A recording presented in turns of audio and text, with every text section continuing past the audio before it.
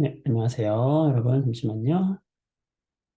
네, 우선, 지난 시간에 여러분들, 복습하면서 문제 풀어봤을 텐데, 또 문제 푸는 거랑 아마 내용적으로 많이 힘들지 않았을까 싶어요. 왜냐면, 숙제한 친구들도 이제 보니까, 잠시만요. 음, 네, 뭐, 이제 문제랑 내용이랑 또 문제 푸는 것들이 좀 힘들었을 수가 있어요. 그래서, 여러분들이 좀 공부를 많이 해야 되는 부분이기도 하고, 이 첫 부분이 그런 부분이기 때문에 여러분들이 남은 시간 영상 한번 또 보시고 여기 계속해서 반복해야 됩니다. 첫 부분은. 그래서 좀 몇 문제만 복습하는 차원에서 한번 풀어보도록 할게요. 네. 우선 3번 문제를 보도록 할 텐데 여기 숙제했던 것 중에 한번 복습 한번 해보도록 할게요. 자, 우리가 우주론이라고 하면은 네, 우주론이라고 할 때 처음에 우주가 이렇게 팽창하는 우주를 관측을 한 다음에 누가 관측했죠? 팽창한다는 것은 우주가 팽창한다라고 하는 거는 허블이 관측을 했어요. 그래서 우주가 팽창하는 건 알아냈단 말이야. 근데 이 팽창에 대한 이론이 두 개가 있었죠. 어떤 이론이 있었냐면 팽창은 하는데 우주가 처음보다 팽창하기는 하는데 이 물질이 함께 같이 늘어난다. 음, 부피가 늘어나면서 물질이 함께 늘어난다. 자, 이런 우주론은 우리는 무슨 우주론? 정상우주론. 자, 정상우주론의 핵심은 뭐냐면 우주의 질량은 그러니까 어떻게 되는 거예요? 증가하는 거예요. 우주의 부피도 함께 증가합니다. 그러면 부피가 증가하면서 질량이 함께 증가하니까 질량이 증가하면서 부피가 함께 증가하니까 밀도는 어떻게 되는 거다? 밀도는 일정하다. 우주의 밀도는 일정하다. 그러면서 온도도 일정하게 유지가 되겠죠. 이게 이제 정상 우주론이었고 빅뱅 우주론은 뭐였냐면 차이점이 이렇게 팽창하는데 우주가 팽창을 하는데 물질은 새로 생겨나지 않는다라는 게 빅뱅 우주론이에요. 그래서 서로 이 물질들 사이에 은하와 은하가 계속 멀어진다. 이게 이제 빅뱅 우주론의 핵심이라고 할 수 있겠죠. 그렇다 보니까 이런 우주론은 무슨 우주론이다? 바로 빅뱅 우주론이다. 라고 이야기를 했고, 빅뱅 우주론과 정상 우주론의 가장 큰 차이는 뭡니까? 바로 우주의 질량이 일정하다. 변하지 않는다는 거죠. 그런데 부피는 어떻게 되고 있어요? 부피는 커지고 있죠. 그렇다면 부피분의 질량, 이 밀도 값은 어떻게 되겠어요? 점점 감소하겠지. 그러니까 우주의 밀도가 감소하고, 그 다음 정말 중요한 게 뭐다? 바로, 부피가 계속 커지고 있으니까, 땔감은 그대로인데, 데워야 될 방이 넓어지고 있어? 그럼 방의 온도는 어떻게 되는 거예요? 떨어지는 거지. 그래서 우주의 온도가 떨어진다라는 얘기를 했었죠. 그래서 이 두 가지 우주론에 대한 이야기인데, 지금 3번을 보게 되면, 어느 우주론에 대한 설명이다. 이게 어느 우주론이겠어요? 지금 보면 물질들이 그냥 그대로 유지가 되고 있잖아. 그죠? 따라서 거리만 멀어졌으니까 이게 바로 빅뱅 우주론에 대한 이야기구나라는 걸 찾아야 되는 것이고, 그래서 팽창한다, 거리가 멀어진다. 이렇게 기억과 디귿이 되는 거였죠. 이때 빅뱅 우주론에서는 밀도와 온도가 그러니까 어떻게 돼야 돼? 감소해야 되는 거겠지. 그렇죠? 이렇게 해서 정리를 하시면 되겠고, 음, 그다음에 이제 우리가 빅뱅 우주론에서 우주가 팽창하면서 일어난 사건 중요하다고 했었죠. 기억하시나요? 몇 가지 중요한 사건들만 한번 엮어서 한번 생각해 볼까? 음. 자, 빅뱅이 먼저 일어났어요. 여기서 빅뱅이 빵 일어났습니다. 제일 중요한 걸 하는 거예요. 자, 빅뱅이 딱 일어났어요. 그럼 그때 그 다음에 제일 먼저 나온 입자들이 무슨 입자가 나왔습니까? 그렇지. 기본 입자가 나왔죠. 자, 기본 입자 두 가지는 뭐와 뭐였어요? 바로 쿼크와 마이너스 성질을 띤 전자가 나왔었죠. 그리고 여기서 쿼크 세 개가 합쳐져 가지고 뭘 만들었어요? 양성자와 중성자를 만든 거죠. 음. 양성자와 중성자를 만들고 전자는 그대로 있었고. 자, 여기가 중요한 기점이 되는데 여기서 이 양성자와 중성자가 두 개씩 만나면서 뭐가 만들어진 거예요? 바로 양성자 두 개와 중성자 두 개가 만나면서 하나의 핵을 만들었어요. 자, 이 핵의 이름이 뭐죠? 중요하죠? 헬륨 원자 핵이 만들어졌죠. 자, 그러면서 헬륨 원자핵이 만들어졌고 이 양성자 하나는 그냥 그대로 누구의 원자핵이 된 거냐면 우리가 알고 있는 수소의 원자핵이 된 거죠. 자, 이게 언제죠? 이게 중요하다. 언제? 빅뱅 일어난 후 3분 후에.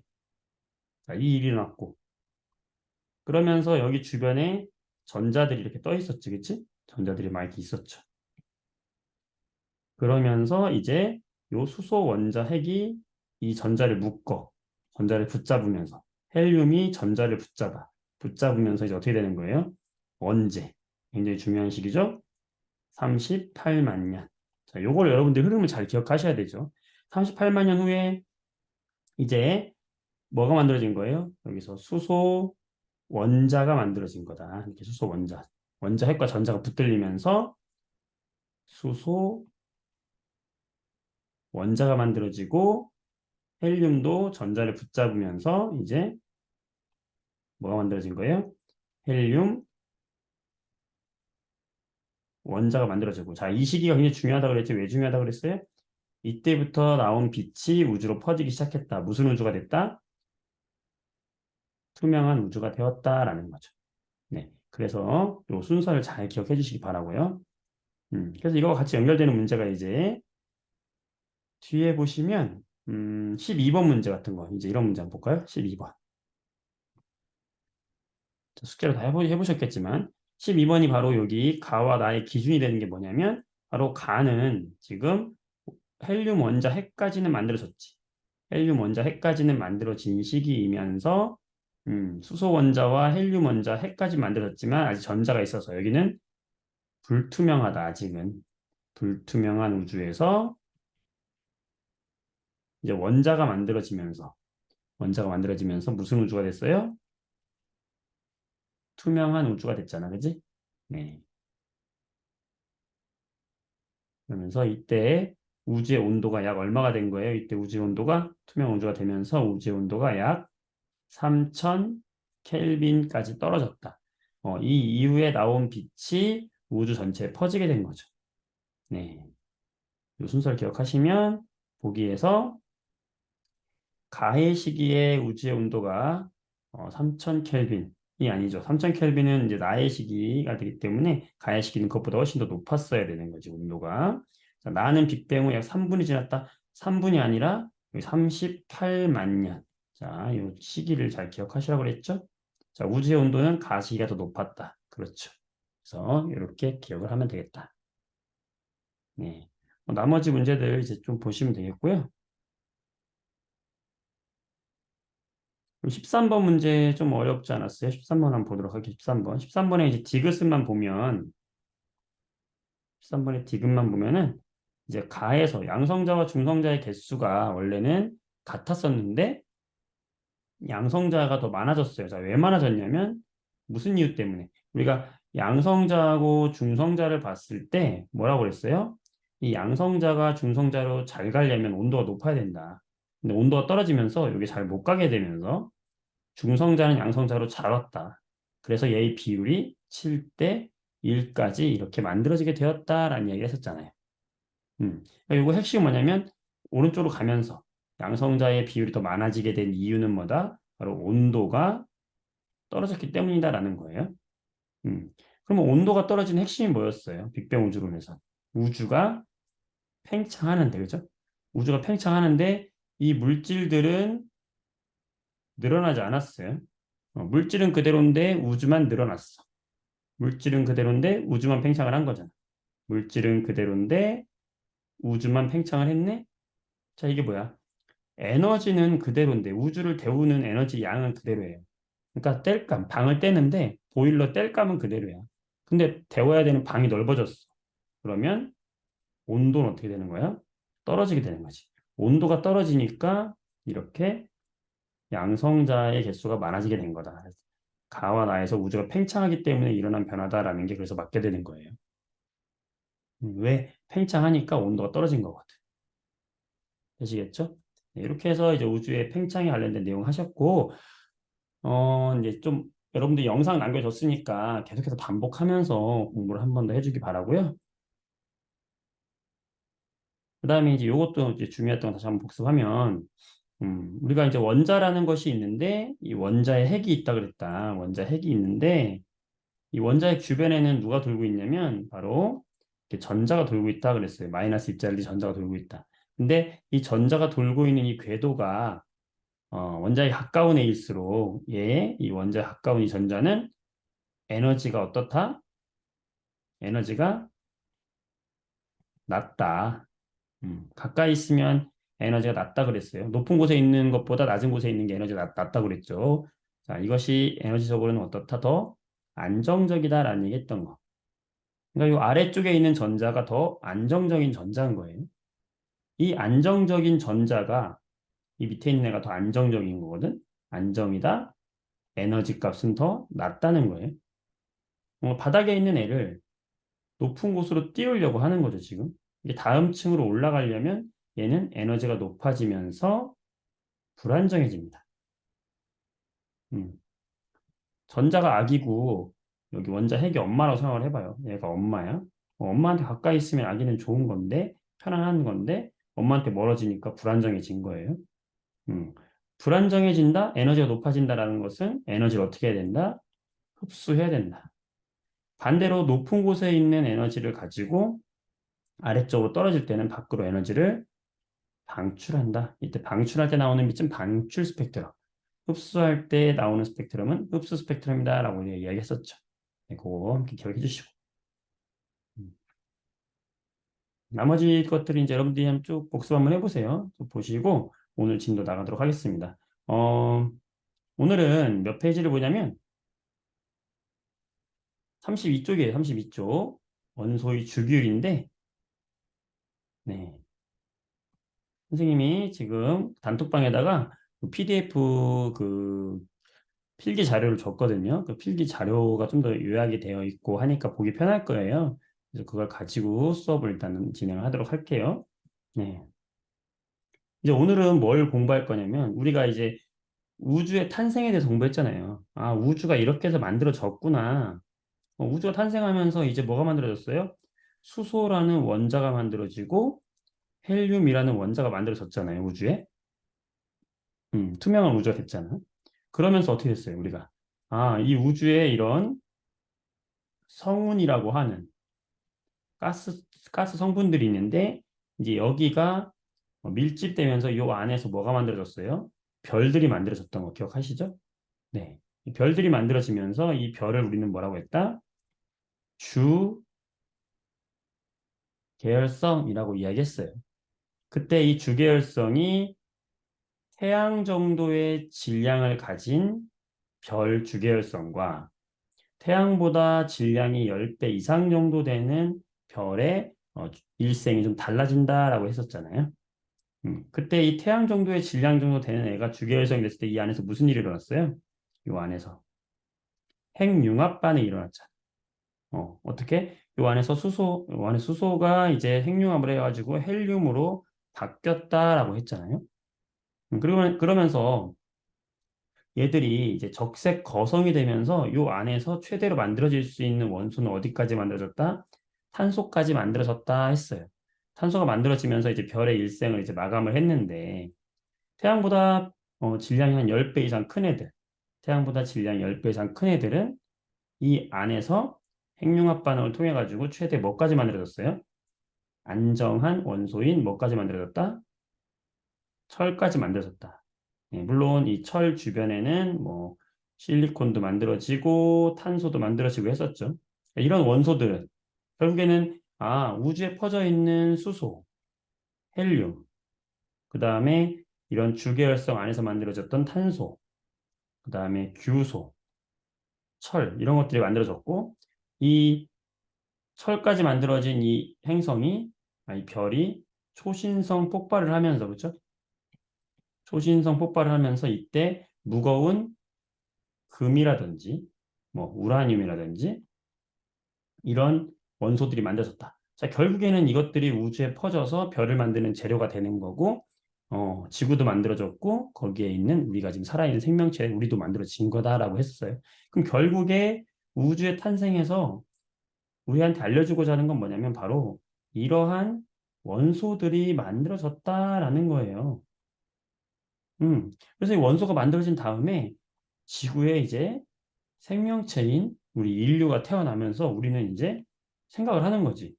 야, 우리 주변에서 이렇게 발견되는 여러 원소들이 있는데, 뭐 탄소도 있고, 수소도 있고, 헬륨도 있고, 지구 중심부에는 철도 있고, 정말 이 수많은 원소들이 있는데, 과연 이것들은 무엇으로 되어 있을까라는 궁금증을 가진 사람들이 나타나기 시작했고, 그러면서 우리는 뭘 알게 됐냐면, 아, 우리를 구성하고 있는 이 우주를 구성하고 있는 기본 성분이라는 게 있구나. 더 이상 쪼갤 수 없는 입자라는 것이 있구나. 그걸 뭐라고 하자? 우리가 원소 또는 원자라고 하자. 음. 그러면서 이 원자에 대해서 공부하기 시작한 거예요. 그래서 이 원자를 처음에 발견했을 때는 더 이상 쪼개지지 않는 원자야. 이걸 원자라고 할 거야. 이러면서 더 이상 쪼개지지 않는 줄 알았어. 근데 어떤 실험을 통해 가지고 원자 내부에 이제 전자가 있다는 걸 알게 된 거예요. 전자가. 그리고 핵도 이제 존재를 알게 되고. 그러면서 이런 원소들의 종류가 굉장히 많구나. 이런 식으로 알아보니까 이 원소들이 원자 핵에 있는 양성자의 개수에 따라서 원자의 종류가 결정이 되더라. 그러면서 이렇게 수많은 원소들이 발견이 됐는데 그게 한 110여 종, 110개가 넘는 이런 원자들의 종류가 발견이 되었는데 이제 그것들을 연구하기 시작한 거예요. 어. 그거에 대한 이야기가 이제 지금부터 나오는 거예요. 궁금하지 않습니까? 야, 이렇게 우주가 탄생을 했고 우주에서 만들어진 이런 원자. 원자는 무엇으로 되어 있을까? 보다 보니까 원자는 원자 핵과 전자로 되어 있는데 원자 핵을 구성하는 이런 양성자 그리고 전자에 따라서 원자들의 성질이 달라지고 종류가 달라지더라. 걔들은 어떤 성질을 가지고 있는가에 대해서 공부하기 시작한 거 사람들이. 그 얘기에 대한 것들이 좀 나오는 겁니다. 자, 그때 여기 이제 노트 필기 내용을 볼게요. 자, 그때 이제 처음으로 우리 이제 라부아제라는 사람, 라부아제라는 이 과학자가 이제 그 당시에 33가지의 이런 원소들을 발견해가지고 성질이 비슷한 애들을 4개의 그룹으로 이렇게 분류하게 돼요. 처음으로. 그 다음에 데베라이너라는 과학자가 나타나가지고 얘는 뭐냐면 새쌍 원소설을 주장하거든요. 새쌍 원소. 이게 뭐냐면 A라는 원소와 B라는 원소와 C라는 원소가 있는데 A의 질량이 10이야. 근데 C의 질량이 30이야. 그러면 요 세 개를 봤더니 뭐냐면 성질이 비슷한 애들을 묶은 거예요. 성질이 비슷한 애들 묶었는데 얘네들은 다 물과 반응했을 때 불꽃을 내면서 반응하네? 뭐 그런 걸 찾은 거야. 찾아가지고 A의 질량이 10이고 C의 질량이 30인 걸 알아냈어. 그럼 혹시 B의 질량이 20일까? 하고서는 찾아봤더니 맞는 거야. 중간이 나오더라는 거지. 뭐의? 원자의 질량. 이걸 우리가 뭐라고 하냐면 원자량이라고 하거든. 그러니까 이 원자량의 규칙성을 찾아내게 돼요. 그러면서 세 개씩 묶었다. 그래서 이걸 새쌍원소야. 그래갖고 이 데베라이너가 뭐라고 했냐면, 야, 이 새쌍원소가 세 개씩 묶으니까 이게 된다고? 야, 이게 된다고? 이게 되네. 이게 되네. 데베라이너. 자, 기억해 주세요. 자, 그 다음에 뉴렌즈라는 사람이 이제 옥타브설이라는 걸 통해서 이제 또 원소들의 규칙성을 찾아내게 돼요. 원자량의 커지는 선수를 쭉 나열했더니 어떤 일이 벌어졌냐면 옥타브가 뭐예요, 여러분들? 우리 파름계 도레미파솔라시도 있잖아, 그치? 음, 그래서 도레미파솔라시도 쭉 나가잖아, 그치? 이것처럼 옥타브처럼 1번부터 8번까지 쭉 가다가 다시 9번부터 16번까지 이런 식으로 성질이 비슷한 애들이 주기적으로 쭉 나타난다는 걸 찾아내게 되면서 이걸 옥타브라고 하자 해서 옥타브설 이런 식으로 얘기하게 된 거예요. 네, 그 다음에 중요한 사람이 나오는데 바로 멘델레예프. 멘델레예프라는 사람은 이제 63종의 원소까지 찾아내게 돼요, 드디어. 자, 지금 현재 우리 110종인데 그 전에 63종까지 거의 절반 정도 이상 찾아내게 되면서 지금 우리가 알고 있는 최초의 주기율표라는 걸 찾아내게 되고 이 주기율표를 원소들을 원자의 질량 순서로 쭉 나열하게 돼요. 그 다음에 모즐이라는 사람이 이제 현대 원자 번호 순서대로 나열하면서 현대의 주기율표를 오늘날의 주기율표 만들게 됐다. 원자 번호라는 것은 원자 핵에 있는 양성자 수로 우리가 정하게 되는 거예요. 자, 그러면 이제 우리가 주기율표라는 게 뭐냐? 여기서 되게 굉장히 복잡해 보이는 표가 하나 보이죠? 바로 이게 주기율표인데, 자, 이 주기율표에 숨어져 있는 엄청난 아름다움에 대해서 한번 이야기를 해보도록 하겠습니다. 이게 뭐냐면,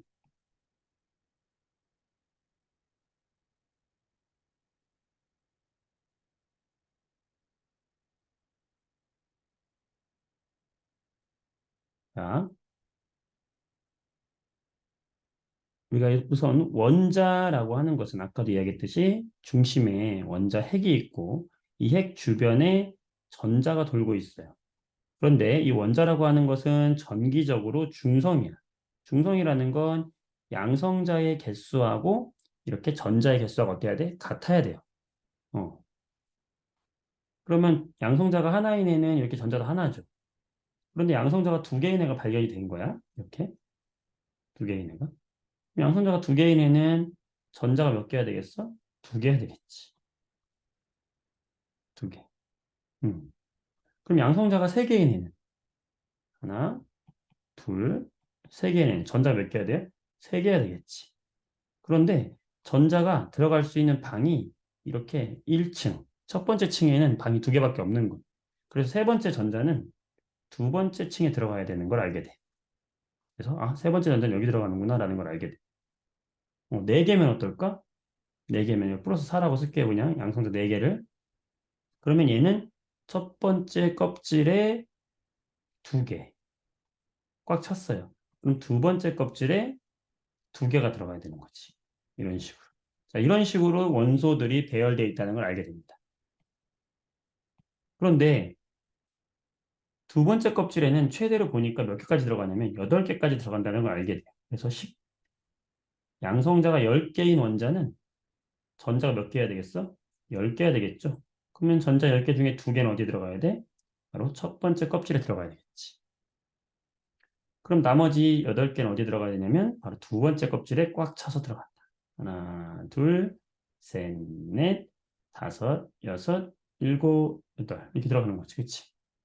자, 이랬을 때 원자가 이렇게 첫 번째 껍질에는 최대로 두 개까지 들어가고 두 번째 껍질에는 최대로 8개까지 들어간다는 걸 알게 돼요.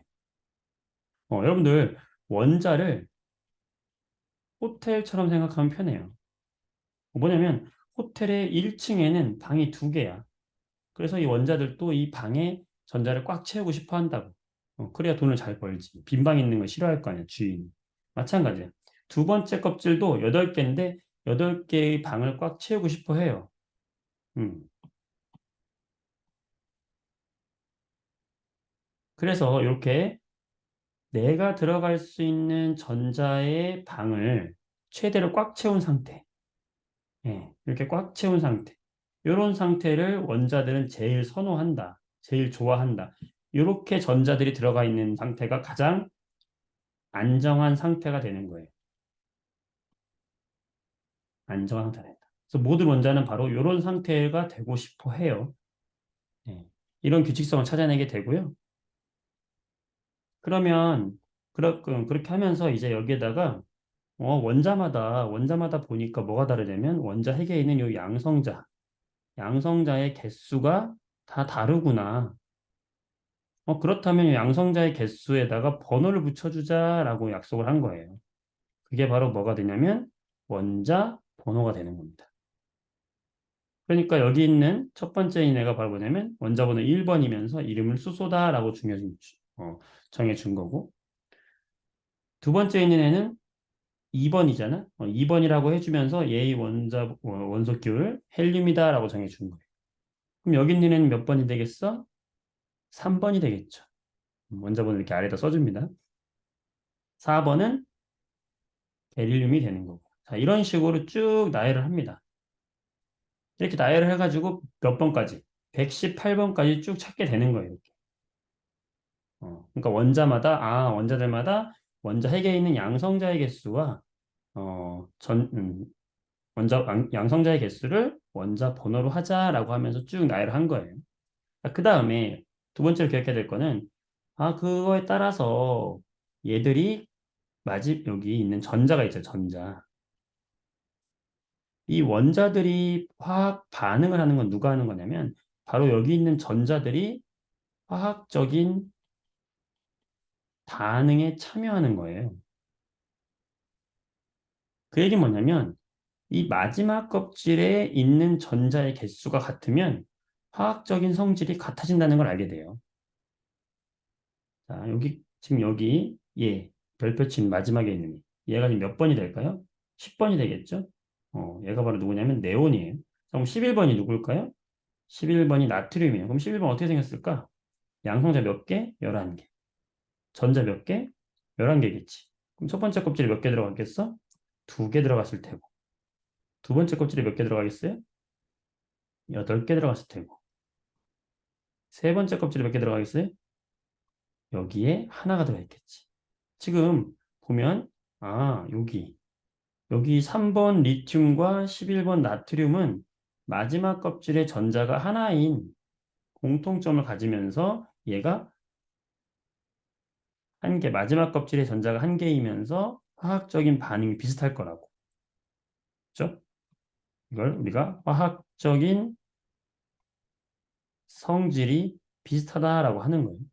그러면서 니들은 화학적인 성질이 비슷하니까 원자의 가족으로 묶어 이러면서 어, 이 마지막 껍질에 있는 전자가 한 개인 애들을 얘네들 원자의 가족이야 하면서 족 이렇게 이름을 붙여줘요. 그래서 하나면 1족, 두 개면 2족 이런 식으로 쭉 붙여주게 됩니다. 이름.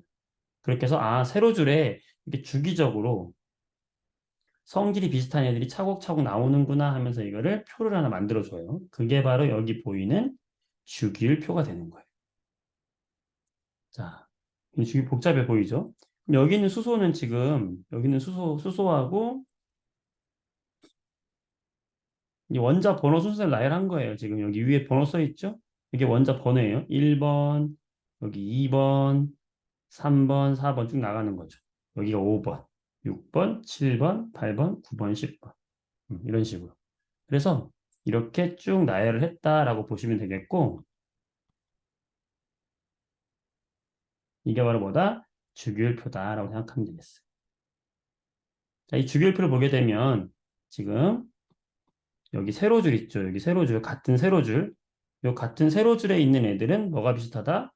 화학적인 성질이 비슷한 애들끼리 같은 세로줄에 있다라는 거예요.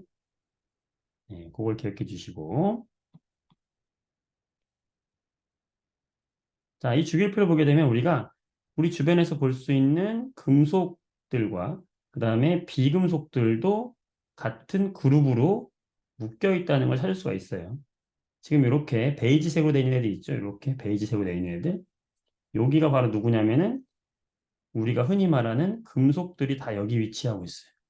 자, 어디? 철 볼까? 철 여기 있죠. 니켈 여기 있죠.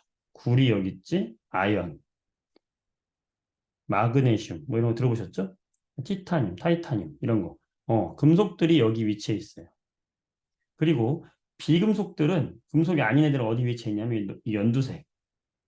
얘네들이 누구냐면 바로 비금속이야. 금속이 아닌 애들. 이렇게 주기율표를 보게 되면 금속은 왼쪽에 비금속은 오른쪽에 위치해 있다라는 걸 알 수 있어요. 그럼 왜 금속들은 이렇게 왼쪽에 많이 묶여 있고 비금속들은 왜 이렇게 오른쪽에 많이 묶여 있느냐? 자, 이 얘기를 해볼게요. 자, 왜 묶여 있느냐?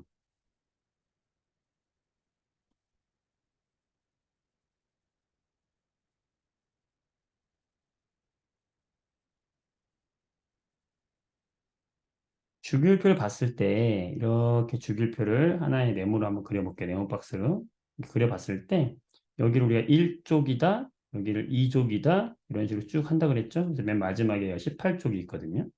그럼 여기 1쪽에 있는 애들 어떻게 생겼다 그랬냐면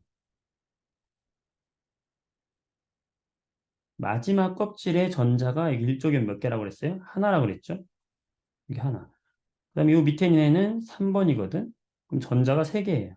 그럼 껍질이 몇 개? 두 개이면서 첫 번째 껍질에 두 개 차 있고 두 번째 껍질에 하나이네. 자, 여기는 11번이거든.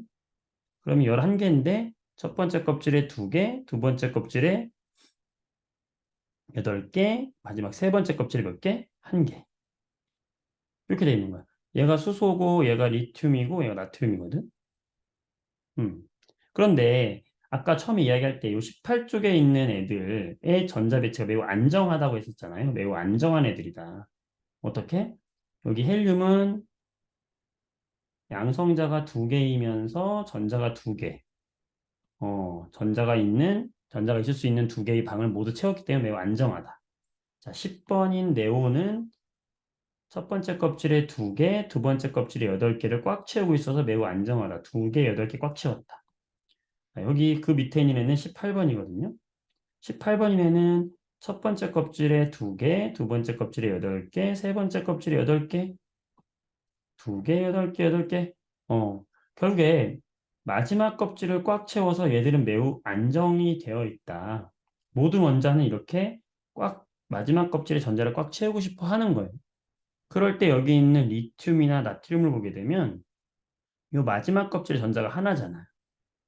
그럼 얘들은 전자를 7개를 데리고 오면은 이렇게 안정한 전자 배치가 될 수 있겠죠. 그런데 7개를 데려오기가 쉽겠냐고. 전자 들어오세요, 들어오세요. 데려오는 것도 한계가 있지. 언제 이렇게 전자 7개를 데려와서 8개를 채울 수 있겠냐고. 그러니까 리튬이, 나트륨이 나쁜 생각을 하는 거예요. 어떻게? 차라리, 야, 너무 힘들다. 차라리 이놈을 그냥 내쫓아버리자. 없애버리자. 없애버리면 어떻게 되냐면, 이 껍질 자체가 쫙 사라지면서 안쪽에 있는 껍질이 꽉 차 있는 거나 마찬가지거든. 나트륨도 그냥 이 한 놈만 내쫓자 이거야. 이렇게. 그러면 마지막 껍질이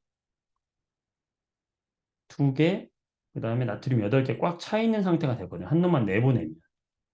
그치? 그러면서 얘네들은 전자들을 밖으로 내보내면서 여기 제일 오른쪽에 안정화되어 있는 18쪽의 전자 배치가 되니까 이렇게 되려고 한다.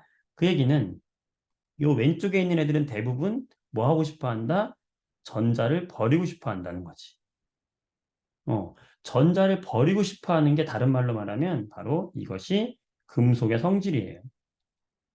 그래서 여기 왼쪽에는 전자들 많이 잃고 싶어 하는 금속들이 위치해 있는 거예요. 자, 그렇다면 18쪽 주변에 있는 주기표면서 얘기해 볼까요? 자, 이 18쪽에 있는 여기 아르곤이 있다. 이 아르곤은 지금 18번이니까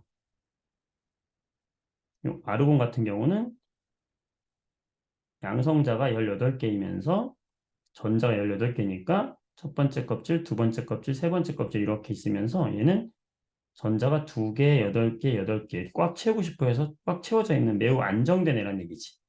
그런데 이 옆에 염소를 보게 되면 얘는 17번이거든. 얘는 어떤 애냐면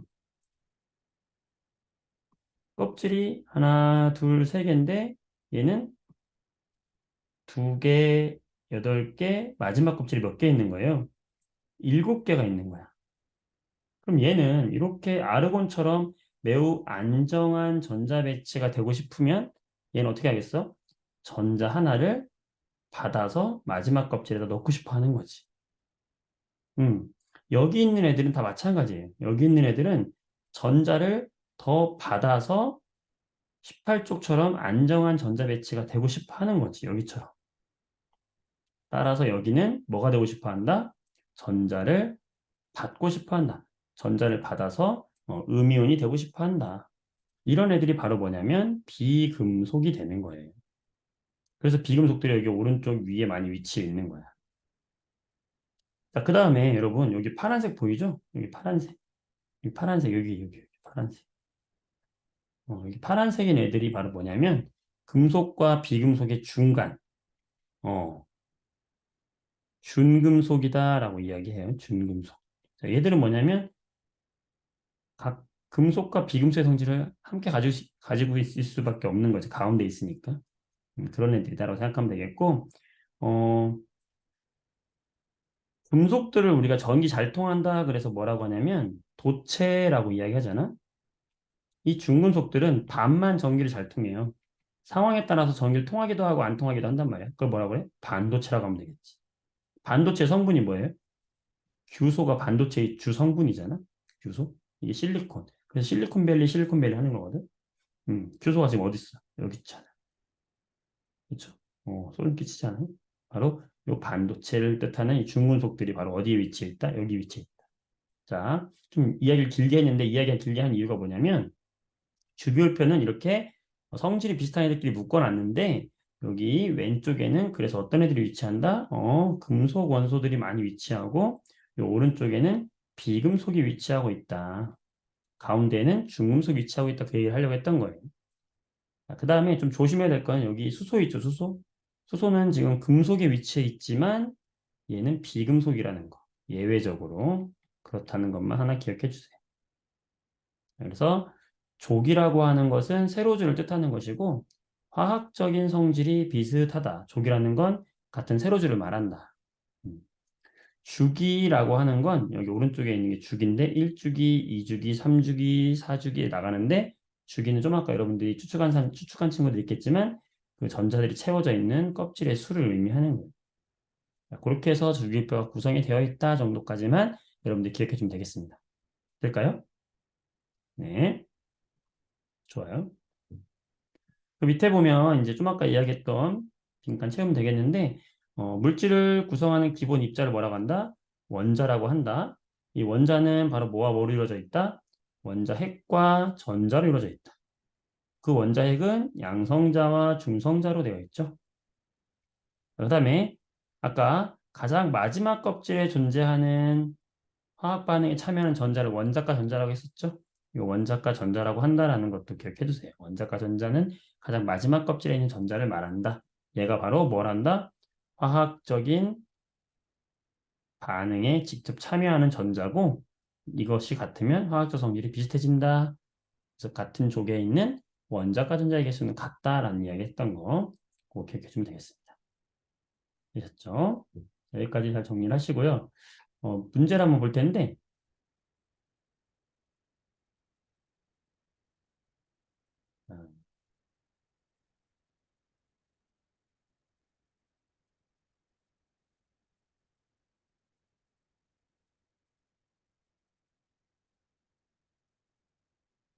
자, 이거 한번 볼게요.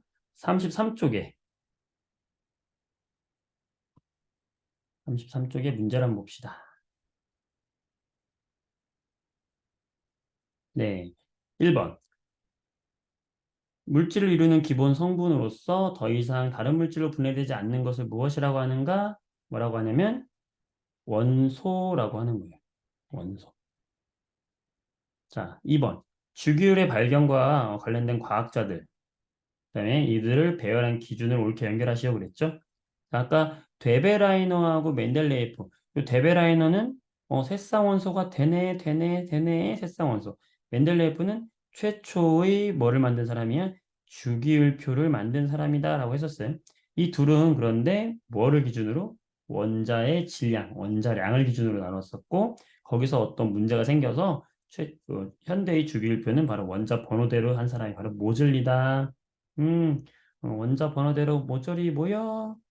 음, 원자 번호대로 모조리 모여. 모즐리. 자, 기억하시고. 3번. 자, 맞는 거 동그라미 X 하세요. 현대의 주기율표에 대한 설명. 원소들이 원자 번호 순으로 되어 있다. 어때요? 원자 번호 순으로 배열했다고 했죠? 이 원자 번호는 결국에 무슨 순이었어요? 양성자 수가 바로 원자 번호가 되었다라고 했던 것도 함께 기억해 주시고. 자, 그때 18개의 주기와 7개의 족으로 되어 있나? 아니죠. 주기율표 보게 되면 이렇게 1, 2 해서 쭉 해가지고 여기가 18까지 있는 요 세로줄. 요 세로줄을 뭐라고 했어? 원자들의 가족이라고 했어요. 세로줄이 바로 족이라고 했죠. 그래서 18개의 족이죠. 그 다음에 7개의 주기로 되어 있는 반대로 되어 있어요. 자, 화학적 성질이 비슷한 애들이 같은 세로줄에 있다. 원자과 전자라고 하는 그 전자수가 같으면 화학적 성질이 비슷하다고 했죠. 그게 세로줄에 있는 거죠. 네. 4번 문제 보겠습니다. 자, 우리가 주기율표 보게 되면 금속과 비금속으로 되어 있다라고 했어요. 그랬을 때 이 주기율표상의 위치. 금속은 왼쪽과 가운데 있다고 그랬어요. 주기율표 이렇게 쭉 그려보면 주기율표 중에서 여기 왼쪽 가운데 쪽에 누가 위치했어? 바로 금속이 위치했고 비금속은 이 오른쪽에 위치하고 있더라라고 했었죠. 대부분 어디에 있다? 오른쪽에 있다라고 했습니다. 자, 실온의 상태. 자, 금속은 여러분들 어때요? 왜 실온에시라 실온이라고 하는 건 우리가 살고 있는 세상을 말하는 거야. 온도로 따지면 25도씨를 말하는 거예요. 네, 25도씨. 25도씨가 있는 곳에서 다 대부분 뭐예요? 고체잖아, 대부분. 비금속은 대부분 기체 또는 고체로 되어 있고. 자, 광택이라는 건 반짝반짝 빛이 나냐? 우리 쇠 같은 거 보면 어때요? 반짝반짝 반들반들 하잖아? 금속은 특징이 광택이 있다는 특징이 있어요. 비금속은 대부분 광택이 없죠. 빛나지 않습니다. 자, 금속은 열과 전기를 어떻게 해요? 잘 전달하죠? 그걸 우리가 열과 전기의 전도성이라고 해요. 크죠. 비금속은 대부분 작아요. 비금속은 전기 통하지 않는데 예외적으로 여러분 흑연, 연필심이 있잖아. 그 연필심만 예외적으로 전기가 통한다라는 거 참고로 상식적으로 알고 계시기 바랍니다. 자, 이온의 형성. 야, 이거 중요하다고 그랬죠, 아까. 금속들은 마지막 껍질에 원자과 전자가 적다. 한 개 또는 두 개 또는 세 개. 그래서 얘들은 전자를 버리면서 뭐가 된다? 플러스 이온이 되기 쉽다. 왜? 나트륨은 전자를 버리고 나트륨 플러스가 되기 쉽다 그랬어요. 그렇죠. 이런 이제 금속의 성질이란 말이에요. 비금속들은 전자를 받는 거죠. 염소 같은 애들 전자를 받아서 뭐가 되기 쉬워요? 음이온이 되기 쉽다 그랬었죠. 주기율표를 구성하는 것과 금속과 비금속의 위치와 특성 어느 정도 정리가 될까요? 네, 이 정도 하고 넘어가면 되겠습니다, 여러분. 자, 좋아요.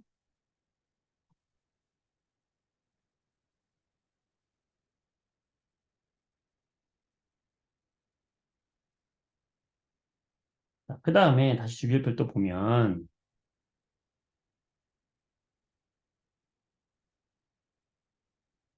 주기율표 보겠습니다.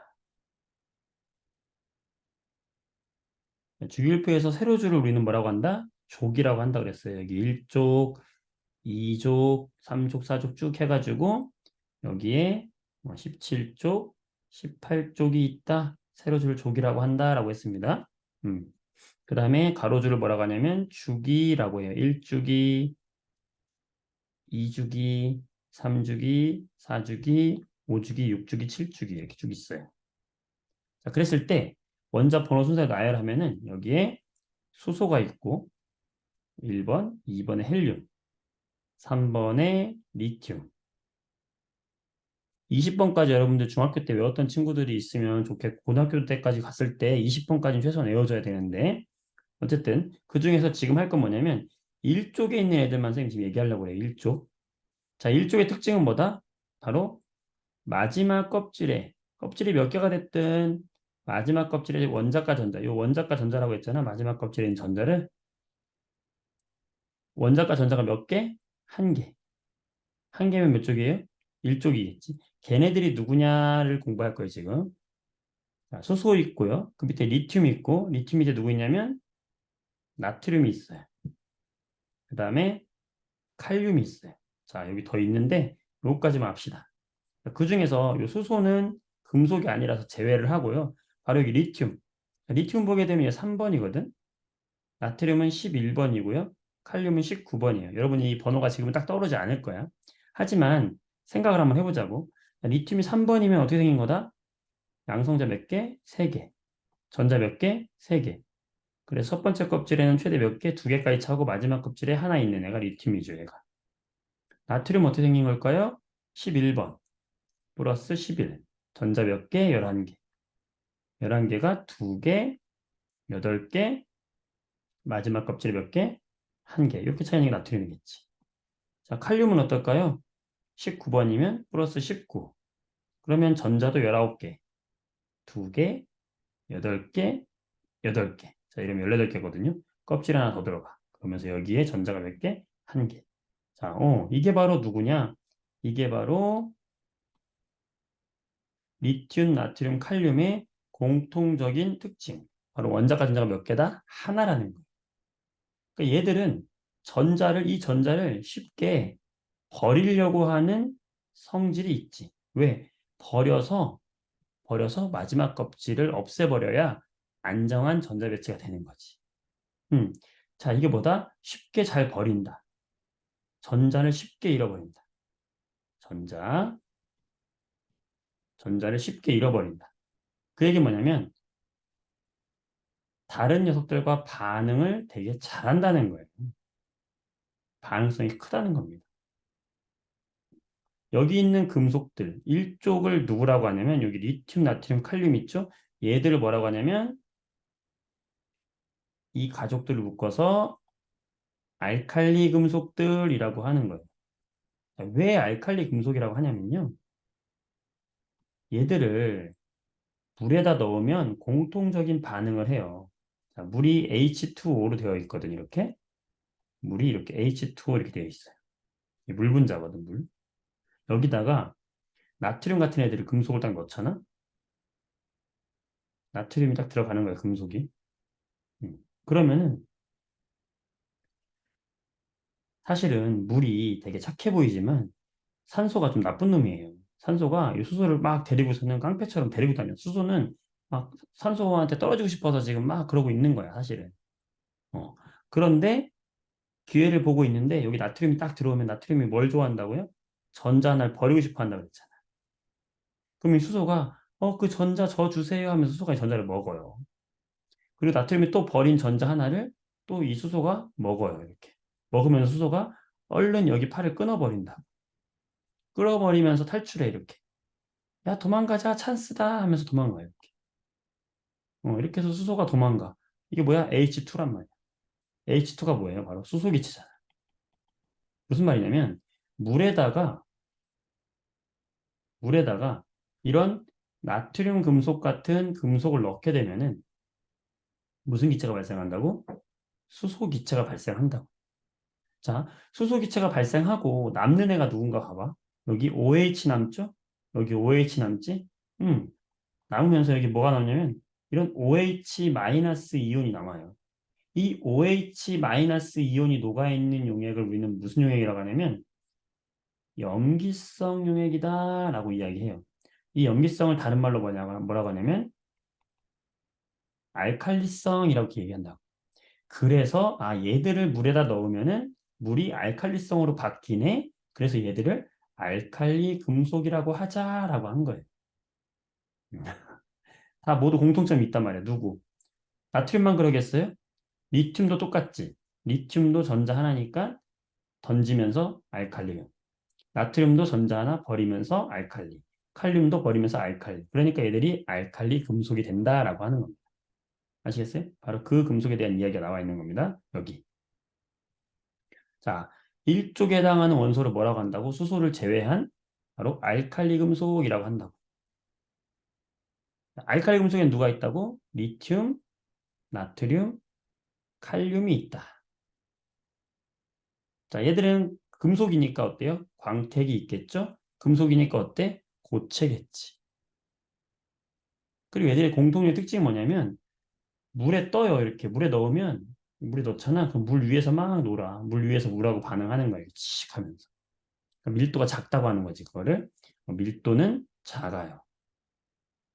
그리고 얘들은 여기 그림에서 알 수 있듯이 여기 밑에 그림 칼로 금속이 쑥 잘려버려. 떡처럼 잘려요. 쉽게. 그래서 물은 성질을 가진 금속이다라고 하는 거야. 잘 잘린다. 그러니까 중요한 건 바로 여기인데 반응성이 매우 크다. 방금 이야기했죠? 반응성이 매우 크다. 그래서 방금 물하고 반응하는 거 봤죠? 물과 잘 반응하고 물뿐만이 아니라 공기 중에 있는 산소와도 잘 반응한다. 이게 제일 중요한 거예요. 알칼리 금속들은 산소나 물과 반응을 매우 잘한다. 산소하고 반응을 잘하니까 금방 광택을 잃어버리는 거예요. 이렇게 지금 겉에 보면 검맣게 생겼죠? 원래는 얘들이 은백색 광택을 나타내는데 이 공기 중에 있는 산소하고 쉽게 반응하면서 금방 녹슬어 버린다고 생각하면 돼요. 자, 그 다음에 좀 아까 얘기했죠? 물과 반응하면 어떻게 된다고? 무슨 기체? 수소기체 발생하고 수용액은 염기성으로 변한다라고 했죠. 자, 여기 다 써있는 내용적으로 굉장히 많지만 방금 선생님이랑 했던 그 내용을 이해를 스토리를 기억하면서 여러분들이 공부하시면 좋습니다. 그 다음에 물과 공기와 반응을 잘하기 때문에 얘들 보관할 때는 석유 같은 곳에 보관하는 거예요. 그 다음 이게 정말 중요한 건데 반응성 순서예요. 자, 어떻게 반응한다?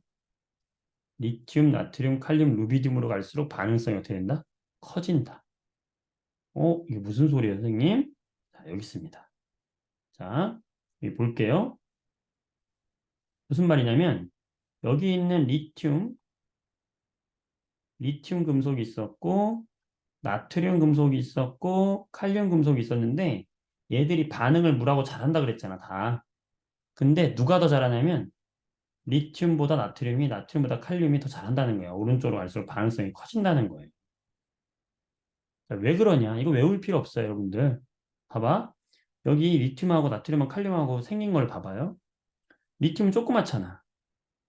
그러니까 엄마랑 전자가, 엄마인 핵과 아기인 전자가 어때? 가깝잖아. 가까우니까 이 전자가 나가려고 할 때 엄마가 핵하고 전자 사이에는 이 인력이 있잖아, 인력. 인력이 세다고. 그러니까 얘가 쉽게 나가긴 나가는데 그렇게 쉽게 잘 나가진 못한다는 거지. 근데 나트륨은 어때요? 좀 떨어져 있잖아. 좀 큰 거야, 전자가. 그러니까 엄마가, 전자가 더 나갈게요 하니까 엄마가, 그래, 가라, 가는 거야. 안 말리지. 그러니까 더 쉽게 잘 나가. 쉽게 잘 나간다? 반응성이 더 크다는 거죠. 칼륨은 어때? 더 잘 나가지? 가출해도 몰라. 나가는 거야. 무슨 말이야? 전자가 멀리 있을수록 쉽게 나간다? 반응성이 커진다. 그래서 리튬보단 나트륨보단 칼륨의 반응성이 크다라고 하는 거죠. 그지? 잘했어요.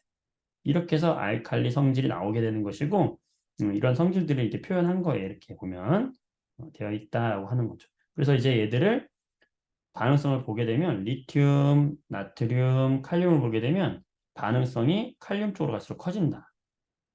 자, 칼로 딱 잘랐어.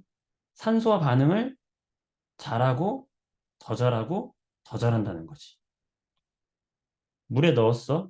반응을 잘하고 더 잘하고 더 잘한다는 거예요. 그 얘기야.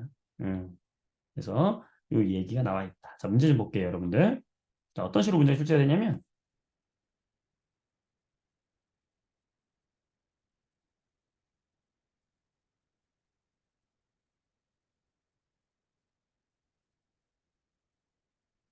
자, 9번 문제 보도록 할게요. 9번 문제 보세요. 다음 몇 가지 원소를 나열한 것이다. 자, 지금 방금 보세요. 리튬, 나트륨, 칼륨, 자, 루비디움까지 알아두면 좋은데 얘들이 바로 무슨 원소라고요? 방금 이야기했던 일쪽에 있는 무슨 원소? 알칼리 금속들이다. 자, 일쪽에 있다라고 했고요. 자, 금속이니까 고체다. 물과 반응하니까 석유 같은 데 보관한다. 반응성이 매우 커서 물하고 산소와 잘 반응한다 그랬지. 이런 애들 알칼리 금속이라고 하고 할로젠이 아니죠. 이렇게. 답은 1번이다. 여기 찾는 거야. 이런 식으로. 할 수 있겠죠? 네. 음.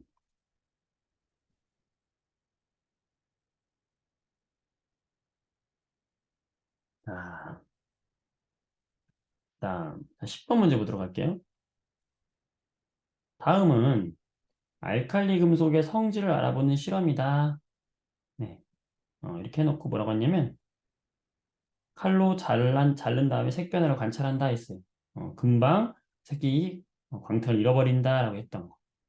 두 번째, 물이 담긴 시험관에다가 얘네들 넣는다 그랬어. 자, 페노프탈레인이라는 애를 한 방울 넣는다 그랬는데 얘를 넣는 이유는 이제 알칼리 금속이 되면 알칼리 성질을 띠게 되면 이 페노프탈레인의 색깔이 이 붉게 바뀌어요. 그래서 이 붉게 바뀌는 걸 보고 아, 반응을 했구나라는 걸 찾는 거예요. 거기다 리튬, 나트륨, 칼륨을 넣어서 관찰하는 거예요.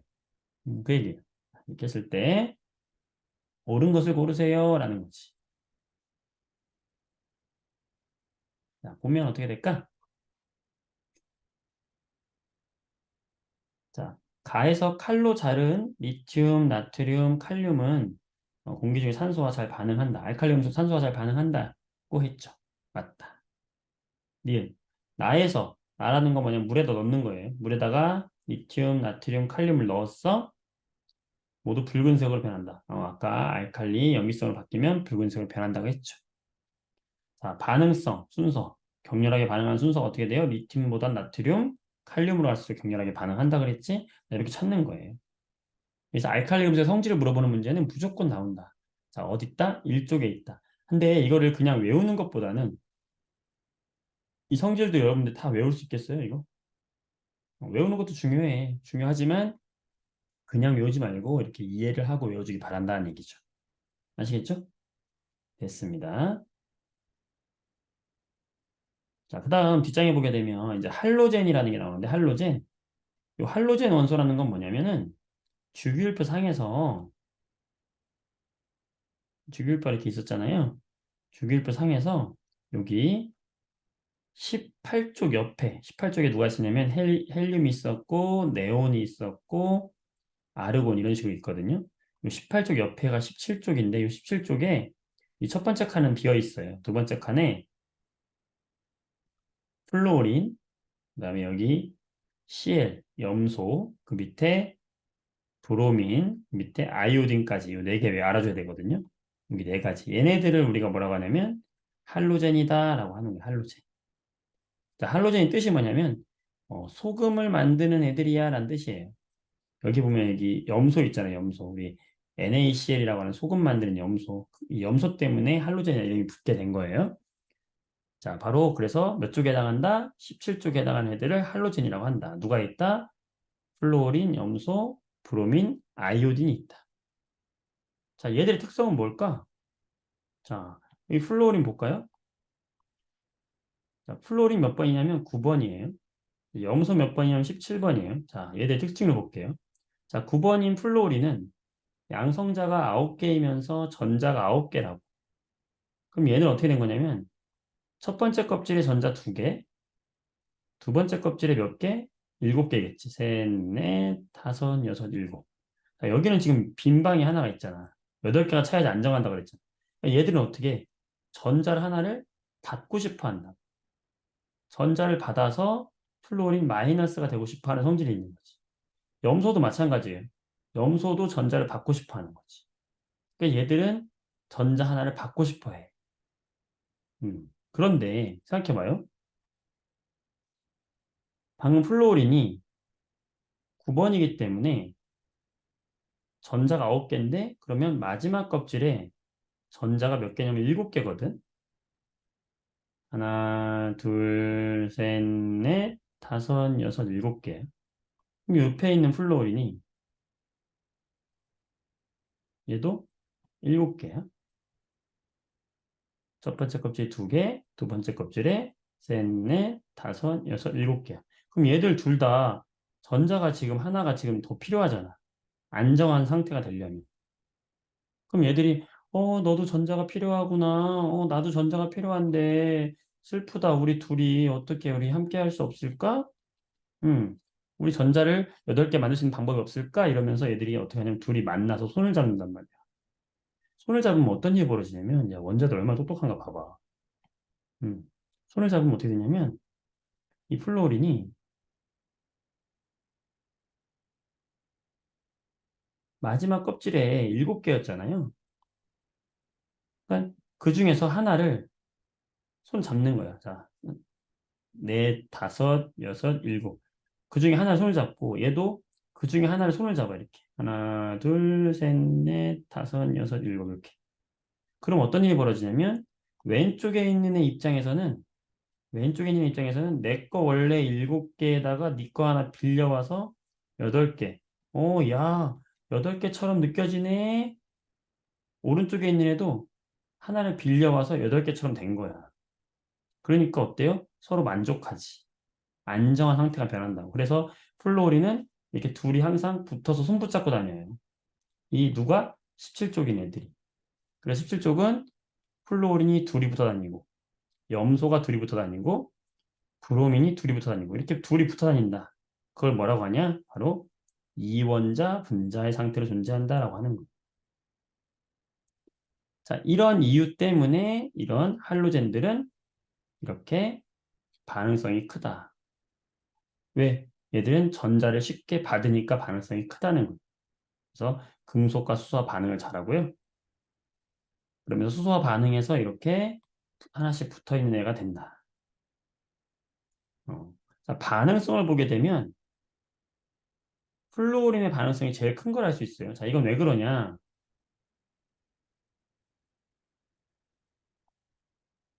여러분 좀 어렵죠? 이게 화학이 처음 부분이 좀 어렵고 시간이 좀 적어서 조금 요약해서 하다 보니까 여러분이 조금 더 이해하기 힘들 수도 있어요. 좀 미안하게 생각합니다. 자, 플루오린이 어떻게 생겼냐면 플루오린은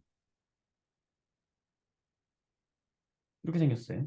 그다음에 염소는 껍질이 3개야. 브로미는 더 크겠죠. 응? 이렇게 더 크겠지. 그러면 얘는 전자 하나를 받으려고 해. 염소도 전자 하나 받으려고 그래. 브로민도 전자 하나 받으려고 그래. 그런데 누가 더 쉽게 들어가겠어요? 핵하고 가까운 얘가 더 쉽게 들어가겠지? 쉽게 들어간다? 반응성이 크다. 그래서 작은 애가 반응성이 큰 거야, 전자를 받을 때는. 이해되나요? 아까 알칼리 금속 같은 경우에는 리튬, 나트륨, 칼륨으로 갈수록 반응성이 커졌잖아요. 이때는 왜였어? 리튬보다 나트륨이 훨씬 크고 나트륨보다 칼륨이 컸거든. 얘들은 전자가 나가야 되는데 나가기가 오른쪽으로 할수록 얘가 더 쉽다고 그랬지. 그래서 반응성이 크다고 그랬는데 플루오린은 이런 애들은 FCl, BRI 이런 애들은 오히려 반응성이 반대라고 그랬어. 왜냐면 얘들가 작고 크고 더 크고 더 크잖아. 근데 얘들은 뭐야? 전자를 받는 반응이거든. 받으려면은 작은 애가 전자를 쉽게 받기 때문에 오히려 왼쪽으로 갈수록 반응성이 더 커지는 거지. 그 차이가 있는 겁니다. 네, 이게 바로 뭐다? 할로젠의 특성이다라는 거예요. 그래서 이 할로젠 특성, 나머지 특성들은 여러분들이 개인적으로 좀 공부 좀 하셔야 될 거예요. 자, 요약을 하자면 그렇다라는 겁니다. 자, 문제 풀어볼게요.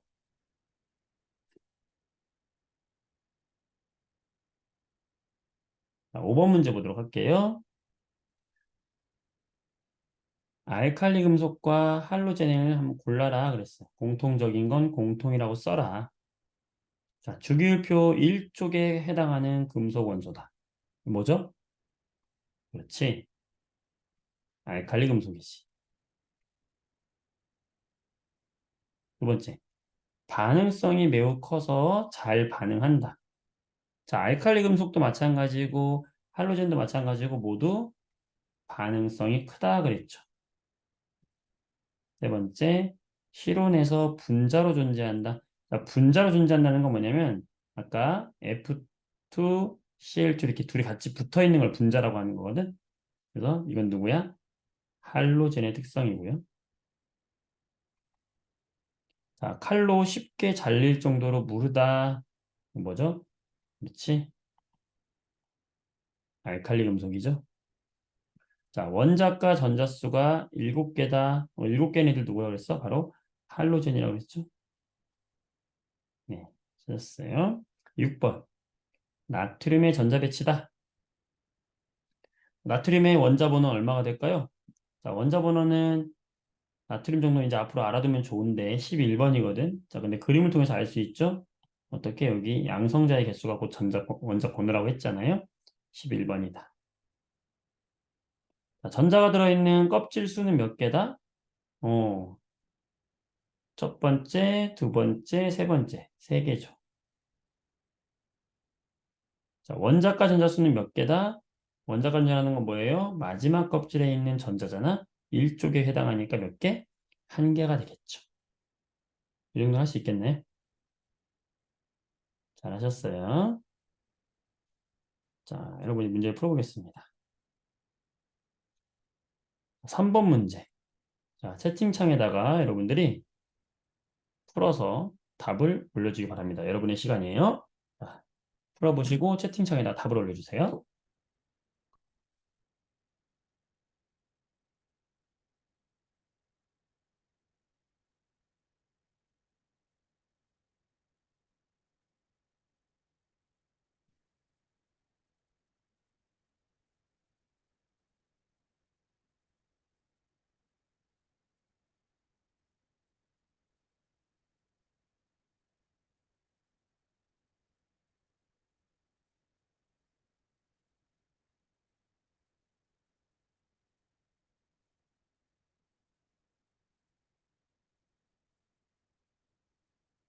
오, 좋습니다, 여러분. 잘하시네요.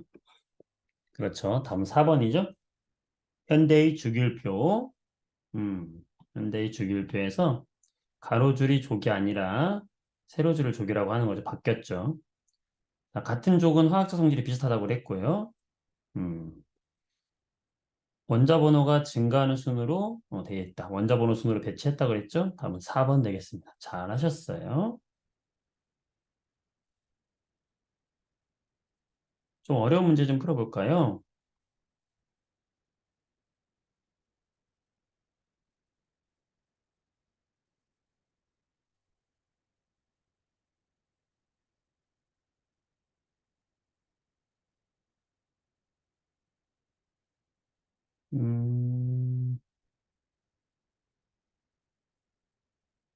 12번, 13번 문제. 13번 문제 해볼게요. 13번. 자, 여러분들 41쪽에 13번 문제 풀어보세요. 13번. 자, 책이 없는 친구들 위해서 이거 띄워놓겠습니다. 자, 13번 문제 풀어보세요. 정답 올려주세요. 여러분 처음이니까 잘 모르니까 여기다 원서 써주도록 할게요. 여기 1쪽에 있고요. 여기 B가 누구냐면 여기가 수소가 여기 있고 여기가 리튬이 있고 얘가 누구냐면은 나트륨 얘가 칼륨이에요. 자, 여기 A는 플루오린, 염소, 브로민 되겠습니다. 자, 이렇게 써줄 테니까 일단은 이거 보고 한번 해보세요. 자, 13번 풀어서 답 올려주세요.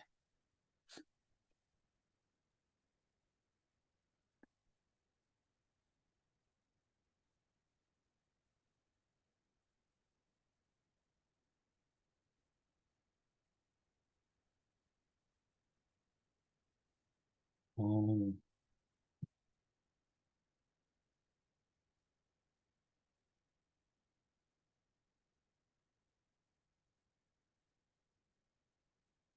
짧은 시간에 좀 급하게 했는데 여러분 잘 하시네요.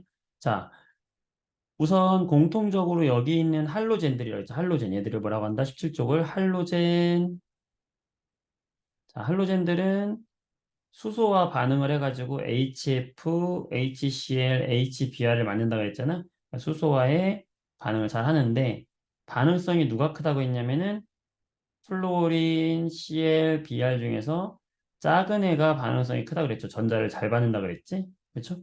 그래서 음, A가 더 반응성이 큰 것이 맞고 자, B와 D, 알칼리 금속은 우리가 산소와 반응 잘한다고 했으니까 맞고 그다음에 E는 수소와 반응해서 어쨌든 여기 할로젠들은 수소와 반응해서 할로젠과 수소를 만든다. 이걸 할로젠과 수소라고 하는 거예요. 그래서 HF면은 플로리나 수소, HCl은 염화수소, HBr이면 브롬이나 수소, HI면 요오드, 아이오드나 수소 이런 식으로 말하는 거다. 답은 5번 되겠습니다. 잘하셨어요. 자, 다음으로 여러분들 넘어가서 그러면 나머지 문제들 한번 해보시고요. 자, 화학 결합에 대해서 이제 이야기해 보도록 하겠습니다, 여러분들. 자, 이렇게 다시 또 이제 주기율표를 보시고 오늘 좀 내용이 좀 많이 나가야 되니까 이해해 주세요. 어, 책으로는 어디를 보시냐면은 하이탑 책으로는 44쪽이에요. 하이탑, 하이탑이 아니죠. O2 44쪽입니다. O2 같이 함께 보시면 되겠어요. 자, 이제는 우리 화학 결합에 대해서 이야기할 건데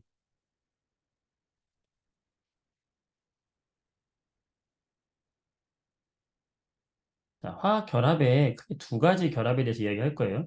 첫 번째 결합은 이온 결합이에요. 자, 우리 중학교 때 우리가 이거 공부합니다. 이온 결합 뭐냐면 양이온과 음이온이 서로 만나는 거예요. 양이온과 음이온이 만나서 이렇게 하나의 화합물을 만드는 거예요. 이런 걸 우리가 이온 결합이라 하는 거예요. 자, 그런데 여기서 한 단계 더 나아가서 우리는 이제 고등 과학이니까 아까 양이온인 애들은 어떤 애가 양이온이 되려고 한다고 그랬어요? 금속, 비금속? 그렇지. 금속이라고 그랬죠? 자, 음이온은 누가 음이온이 잘 된다고 그랬어? 전자 누가 잘 받는다? 그렇지. 비금속. 자, 다시 말하면 무슨 말이냐? 이온 결합은 금속과 비금속의 만남이다라고 할 수 있는 거죠. 자, 이들은 왜 금속과 비금속은 왜 만날까요? 어, 바로 아까 이야기했잖아. 원자라고 하는 것은 전자가 주변에 있는데 이 전자가 마지막 껍질에 셋, 넷, 다섯, 여섯, 일곱, 여덟 개라고 하는 이 안정한 전자 배치. 우리가 이거를 무슨 전자 배치라고 한다고? 안정한 전자 배치를 하고 싶어 한다. 자, 이렇게 마지막 껍질에 8개의 전자를 꽉 채우고 싶어 하는, 그랬을 때 매우 안정한 상태를 유지하려는 성질, 이런 규칙, 이 전자 규칙을 뭐라고 하냐면 옥텟 규칙이라고 이야기해요. 자, 그리스어로 여러분들 옥타 요게 팔을 뜻하는 거거든, 팔. 여러분들 문어가 영어로 뭐예요? 문어가 옥토퍼스잖아. 옥토퍼스 여기서 온 거란 말이야. 발 8개. 어. UFC 보면은 거기서 싸우는 링이 팔각형이죠? 옥타곤이라고 하잖아. 옥타곤. 똑같아. 여기서 온 거야. 전자가 8개야? 옥텟 규칙이야. 자, 화학결합은 모두 바로 이 전자가 8개이고 싶은 원자들의 성질, 옥텟 규칙을 만족하기 위해서 얘들은 결합을 하는 거예요. 자, 예를 들어서 나트륨이 있어요. 나트륨은 우리가 아까 11번이라고 그랬습니다. 그럼 나트륨 11번은 어떻게 생긴 거냐면 플러스 11. 아, 이제 지겹다, 그지? 자, 플러스 11이면서 마지막 껍질에 2개, 8개 하면서 마지막 껍질이 몇 개? 1개 있는 요놈이 누구야? 나트륨이에요. 염소는 17번이에요. 염소. 염소는 그러면 플러스 17이야. 그럼 첫 번째 껍질에 2개, 8개, 8개, 마지막 껍질에 몇 개 있는 거야? 7개 있는 거야. 7개. 하나, 둘, 셋, 넷, 다섯, 여섯, 7개. 자, 그럼 둘 다 옥텟을 만족하고 싶어 해요. 자, 그러기 위해서 나트륨 어떻게 한다 그랬어? 전자를 버린다 그랬지. 나 전자 이거 필요 없어. 나 버려서 나는 나트륨 플러스가 되고 싶어. 전자 하나 받을 사람 하면서 당근마켓에다가 이 전자를 내놓는 거야.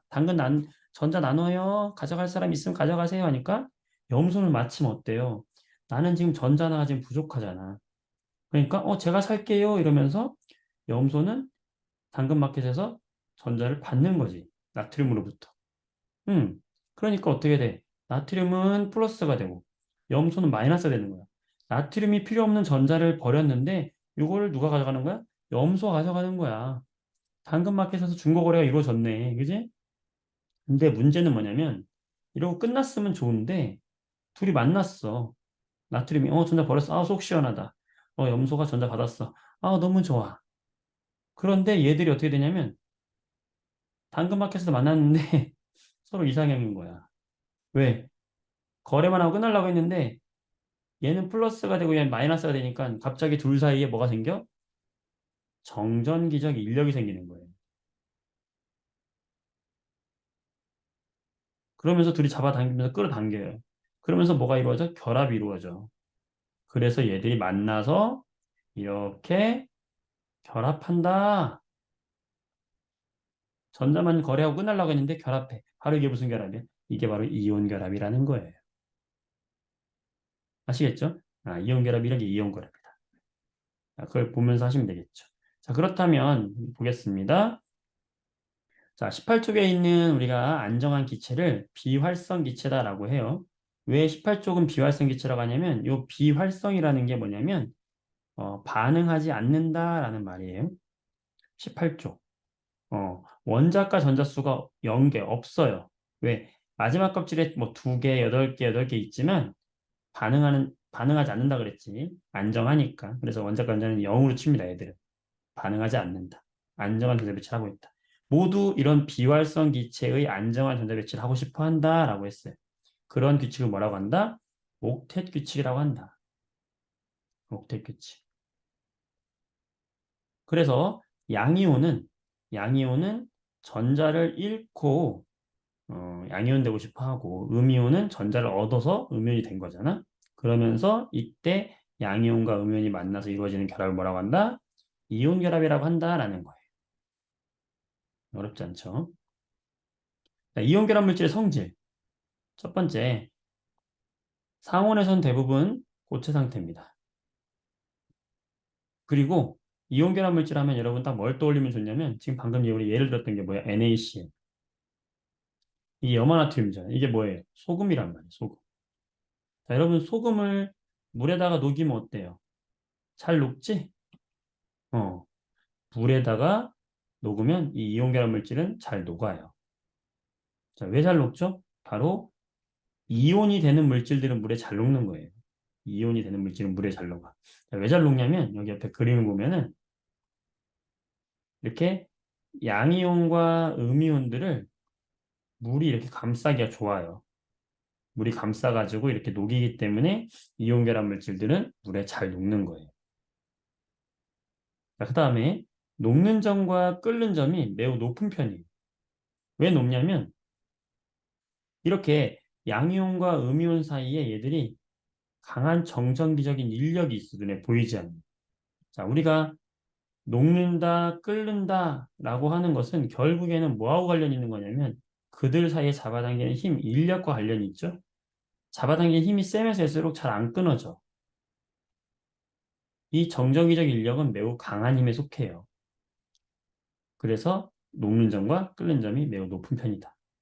대신에 얘들은 외부에서 이렇게 힘을 주잖아?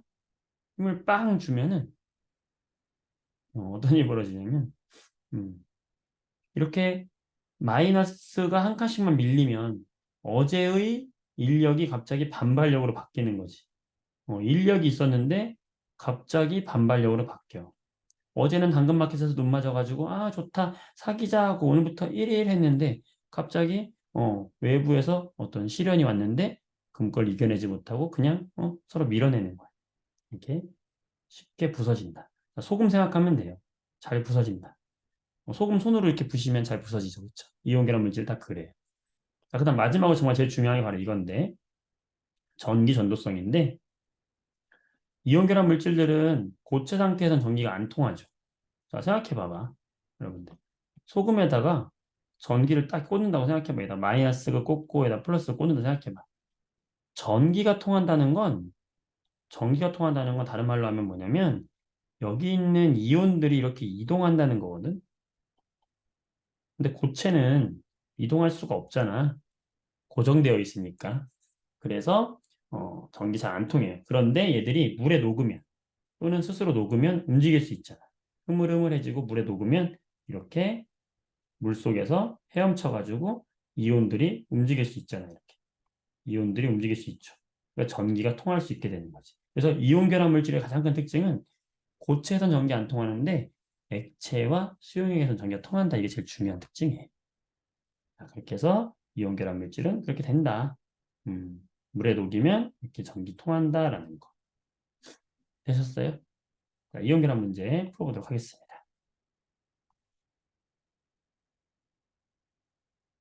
자, 2번 문제 풀어보도록 할게요. 몇 쪽이냐면 45쪽이네요. 2번. 이온 결합은 금속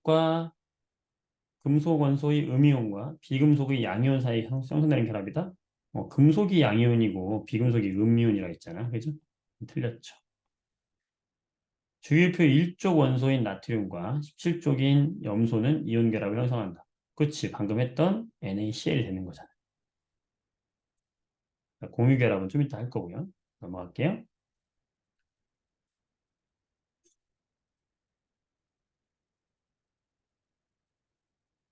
자, 여기 4번 문제를 보게 되면 이온 결합 물질만 골라볼게요. 음, 방금 했던 염화칼슘, 염화나트륨 얘네들이 이온 결합 물질이 되겠죠? 두 개만 음, 하셨고 자, 여기 4번 문제.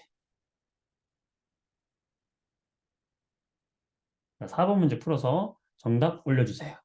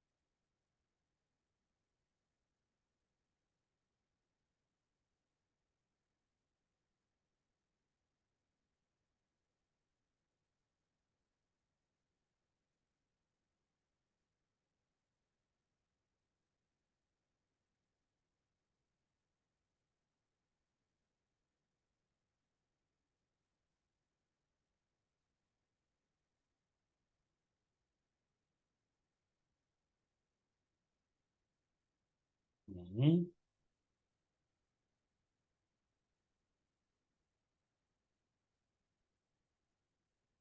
좀 어려운 부분이긴 합니다, 여러분들. 네, 잘하셨어요.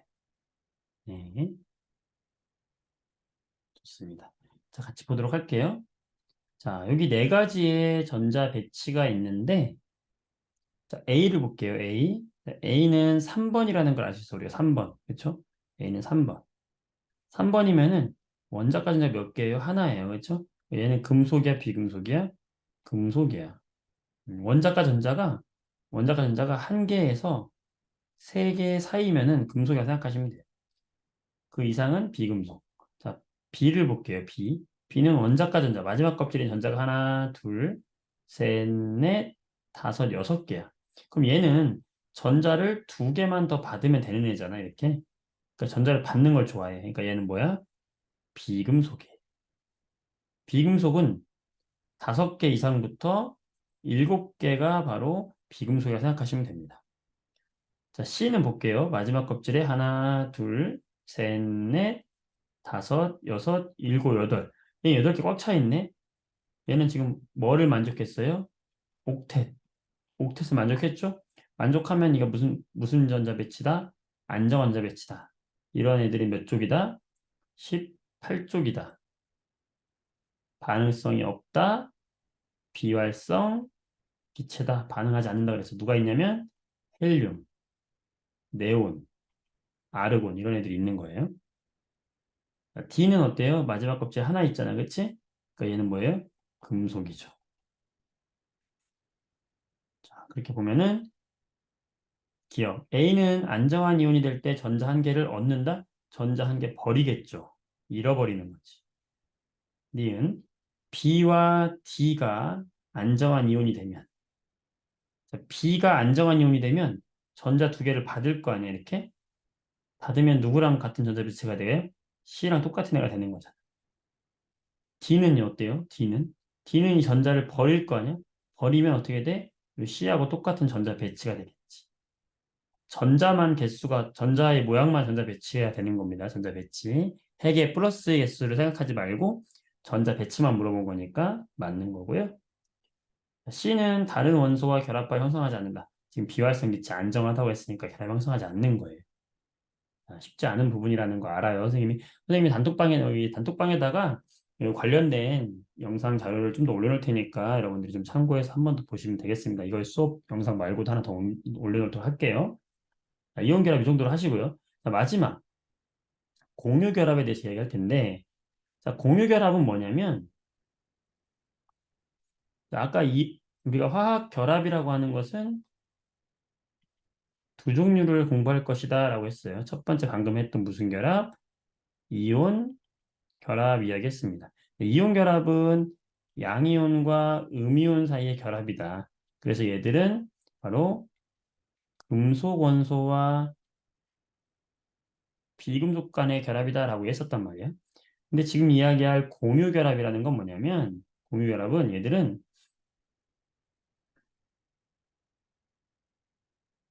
비금속끼리의 결합이에요. 비금속과 비금속의 결합. 그럼 비금속끼리 왜 결합하냐면 자 아까 보자. 비금속은 어떻다고 그랬어? 전자를 받고 싶어 하는 애라고 그랬잖아. 나도 받고 싶고 너도 받고 싶어. 우리는 주고 싶은 애가 없는 거야. 그러면 이 목적을 만족하기 위해서 무슨 규칙? 옥텟 규칙을 만족하기 위해서 서로 손을 잡아서 결합을 해야 돼. 그게 바로 공유결합이 되는 거예요. 예를 들면은 수소가 수소는 원자번호 1번이에요. 그럼 얘는 전자가 하나란 말이야. 그러면 전자가 두 개이고 싶단 말이지.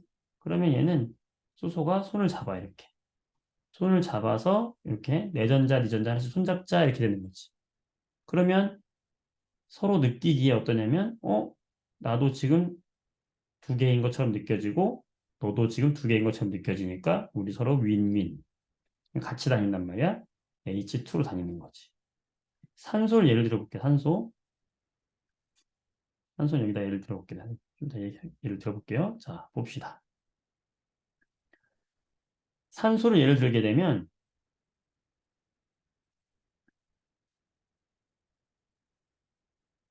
산소는 원자번호 8번이에요. 산소는 원자번호 8번이에요. 그럼 8번이라는 거는 플러스 8에다가 핵이 여기 있어요. 전자가 8개거든. 8개. 그럼 첫 번째 껍질이 2개, 두 번째 껍질이 6개잖아. 얘는 전자가 두 번째 껍질이 6개 있는 거야. 하나, 둘, 셋, 넷, 다섯, 여섯. 물론 이 안쪽에는 2개가 있지만 안쪽에 있는 전자는 반응에 참여하진 않으니까. 어쨌든 산소는 이런 전자 배치를 가지고 있습니다. 그리고 플러스 8이니까 얘가 또 8개의 전자를 이렇게 가지고 있는 거죠. 그럼 첫 번째 껍질에 2개, 두 번째 껍질에 6개. 그런데 얘도 지금 6개밖에 안 되니까 얘를 몇 개로 만들고 싶어 해요? 얘를 8개로 만들고 싶어 하잖아. 옥텟을 위해서. 8개를 만족하려면 얘는 지금 현재 몇 개예요? 6개잖아요. 6개. 6개인데 8개가 되고 싶어 하는 거잖아. 그러려면 어떻게 하면 되냐면 이 둘이 손을 잡으면 된다고. 얘가 가까이 가서 이렇게 가까이 가가지고 둘이 손을 잡는 거야. 이렇게. 둘이 손을 잡으면 어떤 일이 벌어지냐면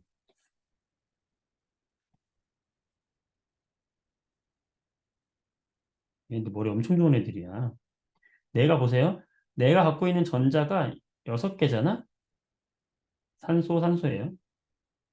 6개면 내 거를 2개를 여기다 얘한테 주는 거야. 그러면 내 쪽에 몇 개 남아요? 4개 남잖아. 그리고 오른쪽에 있는 산소도 2개를 겹치게 하는 거야. 내 쪽에 몇 개 남는 거야? 4개 남잖아. 자, 그럼 어떻게 되는 거냐면